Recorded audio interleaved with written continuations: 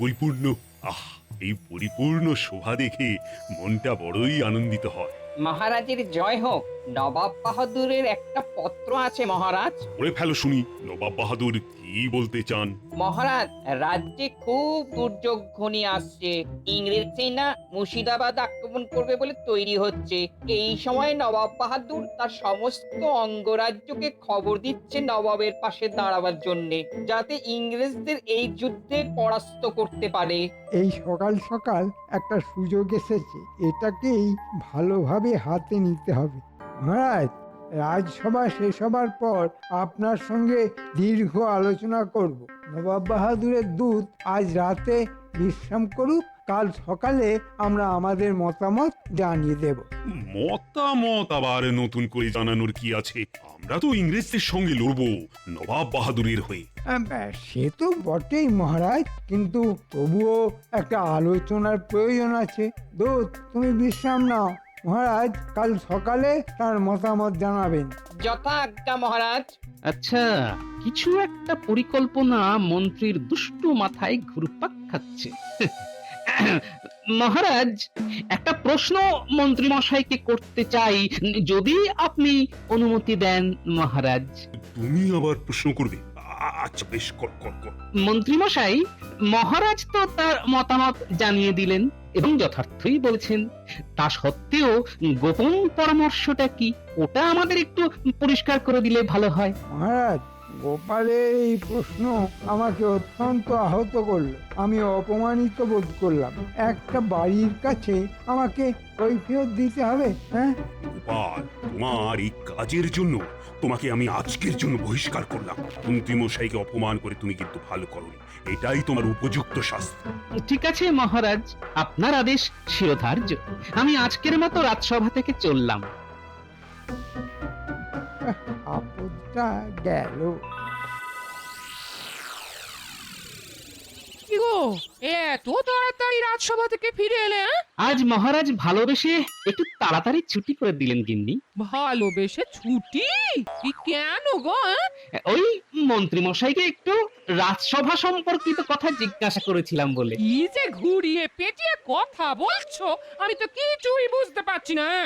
একদিন ছুটি পেয়েছি, ঘরের চালটা একটুখানি ভালো করে ছড়িয়ে নি। কাল থেকে তো আবার সকালে নাকে মুখে গুঁজে যাব। তবে একটা কথা তোমাকে বলে রাখি গিন্নি, মহারাজ যদি মন্ত্রীর প্ররোচনায় আমার সঙ্গে এইভাবে ব্যবহার করেন, তাহলে আমি চিরকালের মতো কৃষ্ণনগর থেকে বিদায় নেব, এই বলে দিলাম। ও মা গো, কি অলক্ষণে কথা গো! মহারাজের ওখান থেকে চলে গেলে খাবে কি? গিন্নি, একটা কথা মনে রেখো, যে খায় চিনি তারে যোগান চিন্তামণি। মহারাজ, আমি বলি কি, নবাব বাহাদুরের সাথে সামনাসামনি বসে কথা বলাটা খুব দরকার। তাই কাল দুধকে নিয়ে নবাব বাহাদুরের কাছে আপনার বার্তা পৌঁছে দিতে আমি যাব আপনার প্রতিনিধি হয়ে। বাহ বাহ বাহ, এটা তো বেশ ভালো কথা বলেছো। আমার প্রতিনিধি হয়ে কথা বলার তো দরকার আছে। মহারাজ, এটা গোপন পরামর্শ। এটা কি খোলা রাজসভায় সবার সঙ্গে করা উচিত? একদম ঠিক করেছো, মন্ত্রীর মতো কাজ করেছো। তুমি এক্ষুনি খাজাঞ্চির কাছে পথ খরচা হিসেবে কিছু নিয়ে নাও, আর কাল সকালে তুমি মুর্শিদাবাদের উদ্দেশ্যে রওনা হয়ে যাও। আপনার আদেশ শিরোধার্য মহারাজ, আমি আসি।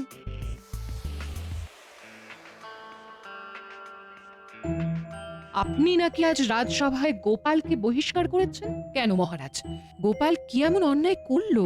সীমাহীন অপরাধ রানী। গোপাল প্রশ্রয় পেয়ে পেয়ে মাথায় উঠে দাঁড়িয়েছে, রাজকার্যে বাধা সৃষ্টি করে। আপনি গোপালকে যাই করুন না কেন, গোপাল কিন্তু এই কৃষ্ণনগরের একটা সম্পদ। সেটা আপনি আজকে না বুঝেন, ভবিষ্যতে বুঝবেন। আর এই যে মন্ত্রী, যার প্রতি আপনার এই অগাধ বিশ্বাস, সেটা খুব তাড়াতাড়ি চলে যাবে, এটাও আমি আপনাকে বলে দিলাম।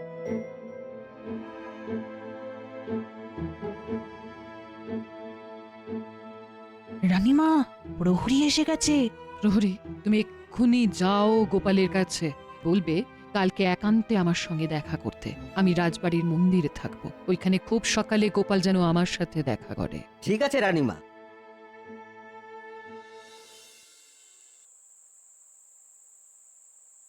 রানীমা তোমায় কত বিশ্বাস করে না? রানীমা তো এই কৃষ্ণনগরের মা গিন্নি। তাও তুমি কৃষ্ণনগর থেকে চলে যাবে বলছো? হ্যাঁ, অনেক দুঃখে বলেছি গো গিন্নি। না, আর বলবো না। গোপাল দাদা, গোপাল দাদা, গোপাল দাদা, কাল রানীমা রাজমহলের মন্দিরে থাকবেন। তুমি তুমি কাল খুব সকালে রানীমার সঙ্গে দেখা করো। প্রহরী, তুমি রানীমাকে গিয়ে বলে দাও যে আমি নির্দিষ্ট সময়ে মন্দিরে উপস্থিত থাকবো।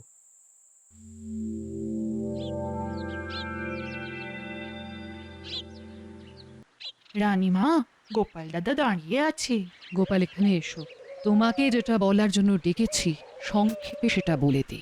বলুন রানীমা। আমি একটা খারাপ দিক দেখতে পাচ্ছি। মন্ত্রী আজ সকালে মুর্শিদাবাদ গেছে নবাব বাহাদুরের কাছে। জানি না মন্ত্রী মশাইয়ের কি মনের ইচ্ছে। মহারাজ তোমাকে যাই বলুক, কৃষ্ণনগর তোমাকে চায়। তুমি বহুবার কৃষ্ণনগরকে বিপদ থেকে উদ্ধার করেছো, এই বিপদেও তুমি থাকবে। মন্ত্রী পুরুষের কার্যকলাপের উপর আমার ভরসা নেই। আমি তোমাকে অনুরোধ করছি গোপাল। ছি রানীমা, আমাকে আমাকে পাপের ভাগই করবেন না আপনি রানীমা। আপনি আপনি আমায় আদেশ করবেন, অনুরোধ করবেন না। মা, মা, আপনার আদেশ শিরোধার্য রানীমা। আমি আমি মহারাজকে ছেড়ে কোথাও যাব না রানীমা।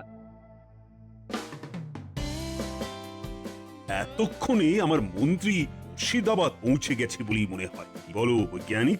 হ্যাঁ মহারাজ, সময় বিচার করে এইটুকু বলাই যায় যে এই মন্ত্রীমশাই এখন নবাব বাহাদুরের দরবারে উপস্থিত। হ্যাঁ। কি মন্ত্রী, রাজা কৃষ্ণচন্দ্র কি বলছে? নবাব বাহাদুর, মহারাজের মতিগতি ঠিক ভালো বুঝছি না। সে কি? হ্যাঁ উজির মশাই, সেটাই তো বিপদে। মহারাজ ভয় পাচ্ছেন। মহারাজ ইংরেজদের চটাতে চাইছেন না। বটে, কৃষ্ণচন্দ্র এত দিমাগ, নবাবের আজ্ঞা পালন করে না। আপনি কিছু ভাববেন না নবাব বাহাদুর। আরে আমি তো আছি, আমার ওপর ভরসা রাখুন। আমি বেঁচে থাকতে ইংরেজরা মুর্শিদাবাদ এবং কৃষ্ণনগরের কোনো ক্ষতি করতে পারবে না। গোপাল কি ভাবছে? গোপালের কি মত? গোপালই যত নষ্টের গোড়া নবাব বাহাদুর। গোপাল মহারাজের কানে মন্ত্র দিচ্ছে, আর মহারাজ গোপালের কথায় নাচছেন। আমার কোনো কথাই শুনছেন না। আচ্ছা, গোপালের এত উন্নতি হয়েছে, এই বিপদ থেকে উদ্ধার করতে দাও। তারপর দেখছি কত ধানি কত চাল। নবাব বাহাদুর, আমার একটা আর্জি আছে আপনার কাছে। নির্ভয় তুমি তোমার আর্জি জানাও আমার কাছে। আমি জান প্রাণ দিয়ে আপনার পাশে দাঁড়িয়ে ইংরেজদের সাথে লড়ব। বিনিময়ে শুধু কৃষ্ণনগরের মহারাজা আমাকে বানিয়ে দিন। তুমি আমার জন্য এতটা করবে, আর আমি তোমাকে এইটুকু দান করতে পারবো না? কথা দিলাম, ইংরেজদের হারিয়ে দিয়েই আমি মহারাজকে গদিচ্যুত করব, আর তোমাকে তোমাকে সেই সিংহাসনে বসাবো। জয় জয় নবাব বাহাদুরের জয়। একটা বাঁধা টপকালাম। এবার ইংরেজ সাহেবের কাছে গিয়ে ইংরেজ সাহেবের ভরসা পেতে হবে। আমি এখন চলি, অনেক কাজ পড়ে আছে তো। মন্ত্রী মশাই যে কি ঘন্ট পাকাতে গেছেন আমি বুঝতে পারছি। এখন এইটা মেরামত করতে হবে। দরকার পড়লে আমি চলে যাব মুর্শিদাবাদ, জানতে হবে মহারাজ সম্পর্কে কি কথা বলেছে। তার মানে তুমি কি বলিতে চাহিছ যে তুমি আমাদের হেল্প করিবে? করব সাহেব। আমাদের রাজা কৃষ্ণচন্দ্র রায় খুব বাজে রাজা, প্রজারা খুব রেগে আছে। তাই নাকি? যাহা হইলে ইহা খুব ভালো সংবাদ আছে। আমাদের কি করিতে হইবে? আপনাদের রাজ্য জয় হয়ে গেলে শুধু কৃষ্ণনগরের আমাকে রাজা করে দেবেন। আমার রাজা হওয়ার খুব বাসনা। Unfaithful teacher. তোমার কোনো চিন্তা নাই, আমরা চিটারদের সঙ্গে খুবই ভালো ব্যবহার করিয়া থাকি। তুমি আমার কাজ করিয়া দাও, আমি তোমার কাজ করিয়া দিব। ব্যাস ব্যাস, আপনাদের কথা মানে হাতির দাঁতের মতো। ওই একটা হিন্দি কথা জানি সাহেব, বলো বলো। মরদ কা বাত হাতি কা দাঁত। হ্যাঁ, আর একটা অনুরোধ আপনার কাছে, একটা ছাউনি কৃষ্ণনগরে করুন, তাতে আমার কথা বলতে সুবিধা হবে। ঠিক আছে, কালিকায় আমরা একটা ছাউনি কৃষ্ণনগরে করিব। ব্যাস, তাহলে আমি নির্ভয়ে কৃষ্ণনগরে যাই। তোমার সঙ্গে আমার কৃষ্ণনগরে দেখা হবে। হ্যাঁ,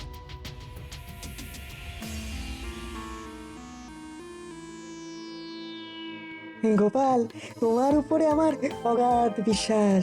আমি কয়েকদিন ধরেই দেখছি তোমার সঙ্গে মহারাজ, মন্ত্রীমশাই এবং আরো বাকি সভাসদরা খুব খারাপ ব্যবহার করছে। ছাড়ুন তো সব, আমার চিন্তা অন্য জায়গায়, বুঝেন? মন্ত্রীমশাই কতটা খারাপ কথা মহারাজ সম্পর্কে বলেছেন সেটাই আন্দাজ করতে পারছি না, ওটা জানতে হবে।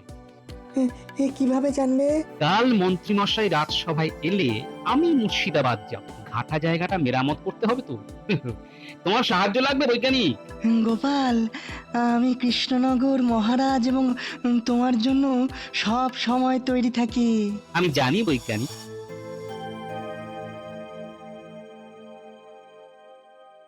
ও মন্ত্রী, আর এই সেনাপতি আজকে অনুপস্থিত কেন? আর কি হয়েছে তার কিছু খবর টবর পেয়েছো? মহারাজ, সেনাপতি প্রচন্ড জ্বর, বমি এবং তার সঙ্গে তার হাতে পায়ে জল শুকোচ্ছে না। কেন কেন কেন? হাতে পায়ে জল শুকোচ্ছে না কেন? তার মানে মহারাজ ওই সেনাপতি সকাল থেকেই ঘর বাইরে করছে আর কি, তাই তার হাত পায়ের জল আর শুকোচ্ছে না। তাই তো, এ তো বড় চিন্তার বিষয়। রাজবৈদ্য বরং সেনাপতিকে একবার দেখে আসবে। আমি সকালে খবর পেয়ে প্রথমে ওই সেনাপতির ঘরে গিয়ে দেখে তারপর ওষুধ দিয়ে এসেছি মহারাজ। বাবা বাবা বাবা, খুব সুন্দর কথা। তাহলে ওষুধ পড়েছে নিশ্চিত হওয়া গেল। কেমন দেখলে? খুব দুর্বল মহারাজ, তবে তবে বিশ্রাম নিলে ঠিক হয়ে যাবে। বেশ বেশ বেশ। তা মন্ত্রী, এবার কথায় আসি। মুর্শিদাবাদে সব কুশল মঙ্গল আছে তো? আমি সব কুশল মঙ্গল করেই এসেছি মহারাজ। সেটা কতটা আমাকে দেখতে হবে, কালকেই আমাকে মুর্শিদাবাদ ছুটতে হবে। মহারাজ, সেনাপতি যখন নেই, যুদ্ধের সব দায়িত্ব আমি নেব। হ্যাঁ, বলো কি? তুমি যুদ্ধের দায়িত্ব নেবে? বাবা বাবা বাবা বাবা। আমি একবার গোলাখানায় যাই, কত বারুদ আমার আছে সেটা দেখে আসা কর্তব্য। এই সময় যখন সেনাপতি নেই, তখন যুদ্ধ লাগতে পারে। মন্ত্রী, আমি আমি আনন্দে আত্মহারা হচ্ছি। যত তোমাকে দেখি ততবার আনন্দ বাড়ছে। যাও যাও যাও, দেখে এসো। আমি এই যাচ্ছি আর এই আসছি। আবার কিছু একটা ঘাপলা করতে গেল, এসে বলবে গোলা বারুদ নেই। আমি নিশ্চিত যে যোগ্য হাতে কৃষ্ণনগরের ভার আছে। কি বলো পণ্ডিত? সে আর বলতে মহারাজ, আমাদের মন্ত্রী সব দিক থেকে চৌকস। মহারাজ, সর্বনাশ হয়ে গেছে। গোলাখানায় বারুদ গোলা সব শূন্য। এক্ষুনি কিছু অর্থের প্রয়োজন, আমি বারুদ গোলা নিয়ে আসি। এইসব কাজে কোনো অনুমতির প্রয়োজন নেই। যাও যাও যাও, খাজাঞ্চির কাছ থেকে যত টাকা লাগে নিয়ে গোলা বারুদ নিয়ে এসো। মহারাজ, আমি এক্ষুনি লোক পাঠিয়ে গোলা বারুদ মজুত করছি। রাত্রিবেলা সব গোলা বারুদ ইংরেজদের শিবিরে নিয়ে যেতে হবে। সাহেবদের হাতে তুলে দিয়ে ওখান থেকে কিছু অর্থ নিয়ে নেব। বাহ, দুয়ে দুয়ে চার ঠিক হয়েই যাচ্ছে।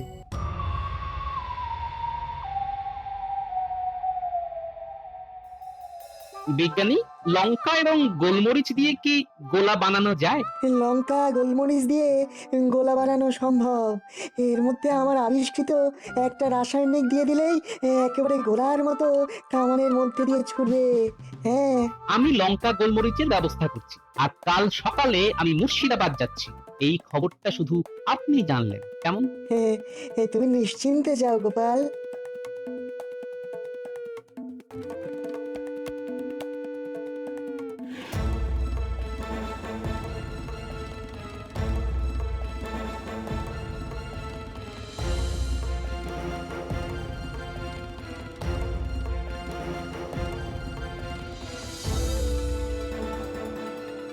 পুটি, এই পুটি, এই বাড়ি আছিস নাকি? হ্যাঁ, বাড়ি আছি। ভেতরে এসো গোপাল দাদু। কিছু খবর আছে গো গোপাল দাদু। হ্যাঁ, শোন, তোদের সবার সঙ্গে আমার দরকার আছে। প্রথমে কাল থেকে চুপিসারে শুকনো লঙ্কার গোলমরিচ গুঁড়ো করতে হবে, বুঝলি? শুকনো লঙ্কা আর গোলমরিচ? হ্যাঁ, আর পুটি, তুই তোর সব বন্ধুদের বলে দিবি তারা যেন সবাই শুকনো লঙ্কা আর গোলমরিচ গুঁড়ো করতে শুরু করে দেয়। আমার অনেক লঙ্কা গুঁড়ো আর গোলমরিচ গুঁড়ো লাগবে। সব পরে বলবো। তোদের কাজ মন্ত্রীকে চোখে চোখে রাখা, বুঝতে পারলি?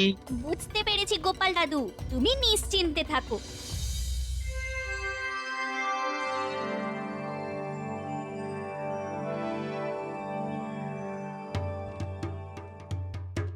বলো কি গোপাল, মন্ত্রী তো আমার কাছে উল্টো কথা বললো।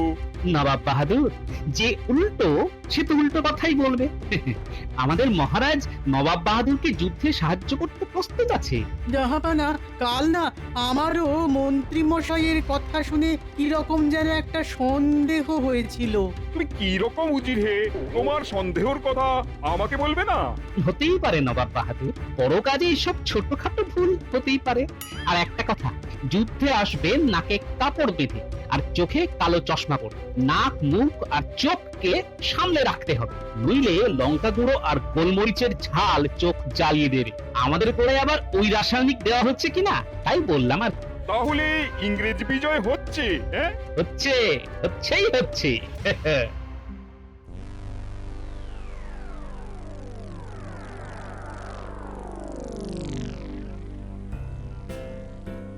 আমি একটা উপহার নিয়ে এসেছি সাহেব। তুমি আমাদের উপহার দিতে আসিয়াছ, কি উপহার দিবে? রাজবাড়ির ভেতর থেকে গোলা বারুদ নিয়ে এসেছি আপনার হাতে তুলে দেব বলে। বাহ বাহ বাহ, তুমি বড় ভালো মানুষ আছে, তুমি আমাদের বন্ধু আছে। আমি আমার কথা রেখেছি সাহেব, আপনারাও আপনাদের কথা রাখবেন তো? নিশ্চয়ই নিশ্চয়ই, আমরা চিটারদের খুব খুব ভালো উপহার দিয়ে থাকি। খুব ভালো। কবে আক্রমণ করছেন?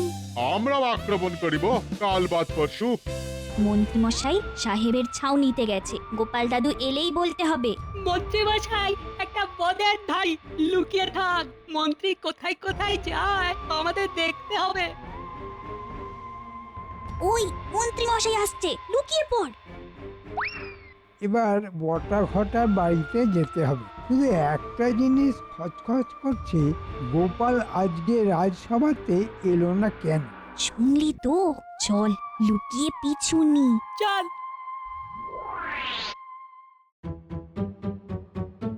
মহারাজ, গোপালকে জিজ্ঞাসা করুন কাল গোপাল কাউকে কিছু না বলে কামাই করেছে কেন। হ্যাঁ গোপাল, তুমি কালকে কামাই করেছো কেন?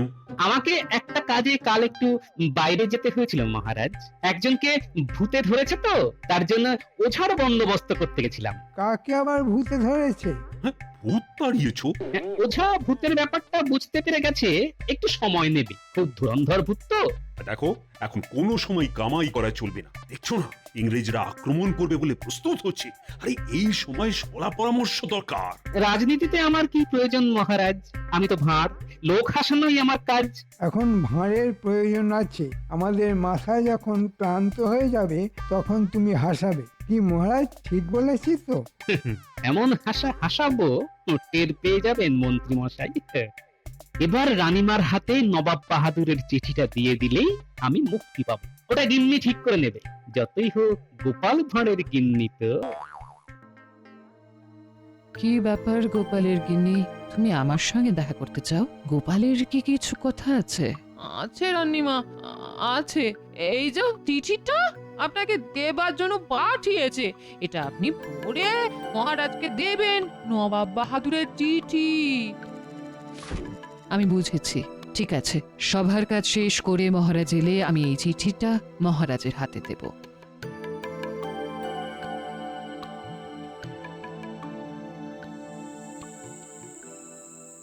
ব্যাস, আমার বানর সেনার দল লঙ্কা গুঁড়ো আর গোলমরিচ গুঁড়ো দিয়ে গেছে। হ্যাঁ, আমার গোলাও প্রস্তুত, একটা গোলাই যথেষ্ট। ব্যাস, আমরা নিশ্চিন্ত। নবাব বাহাদুরের চিঠিটা পড়লেন? পড়লাম।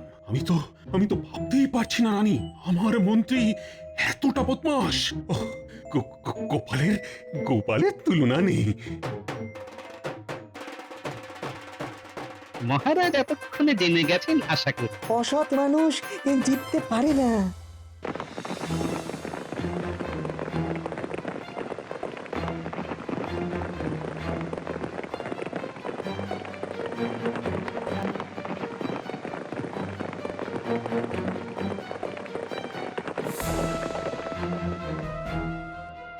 এটা কি হচ্ছে গোপাল? কামানের মানে বোঝো?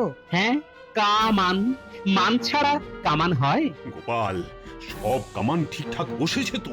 গোপালকে দিয়ে কামানের কি কাজ হবে মহারাজ? গোপাল কামানের কাছে দাঁড়িয়ে থাকবে, তুমি খোলা মাঠে তরোয়াল হাতে লড়বে।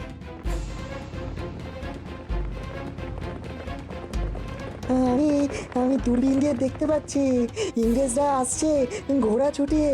হ্যাঁ, আমাদের সৈন্য সামন্ত কোথায়? আমি আর বিজ্ঞানী হলাম সৈন্য, আর কামানগুলো হলো সামন্ত, আর আপনি হলেন সেনাপতি। নিন মহারাজ, মুখে কাপড় আর চোখে চশমা পরে নিন। চালাও কামান, গুম!